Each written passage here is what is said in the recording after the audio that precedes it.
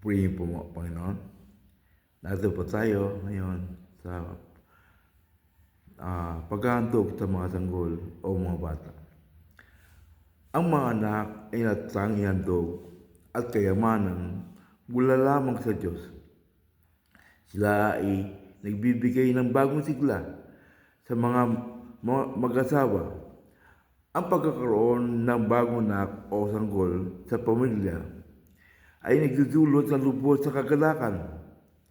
Hindi lamang sa mag-asawa, kundi maging sa malapit na kamag-anak, lalong-lalo na sa mga lolo at lola.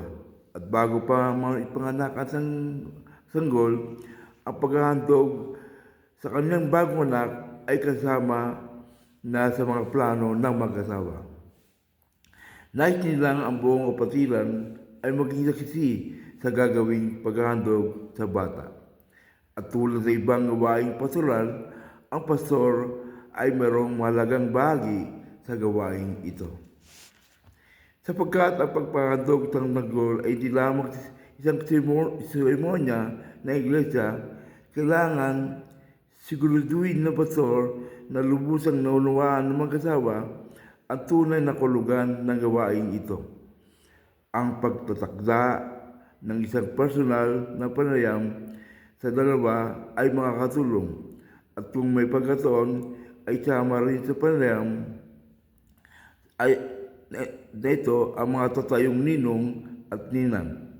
Sa panayam na ito, maaari pinawagan ng pastor ang tunay na sinisimbolo ng paghahandog, ang responsibilidad ng mga magulang at kung ano ang magaganap sa kabuuan ng gawain.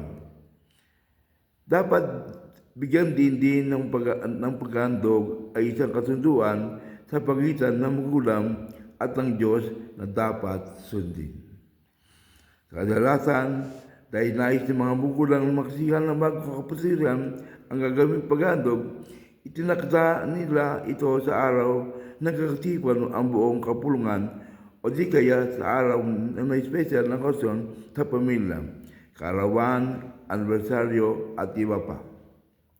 Depende sa inahandang programa ang iglesia, ang paghandog ay dapat gawin sa panahong ito at hindi magiging paningit lamang ang pastor ang git nakakalam kung kailan dapat ito isakatuparan. Bago mag-isa ang gawain, dapat lilukin ng pastor na ang katibay ng paghandog ay nahihanda na. Siguraduhin na sa ayos ang mga impormasyon at tama ang pagkabaybay ng mga pangalan na nakatala dito sapagkat ito ay magiging dokumento pampubliko sa pagkakataong may talaga na ang bata. Purihin po ang Panginoon. Purihin po ang mga salita ng Diyos.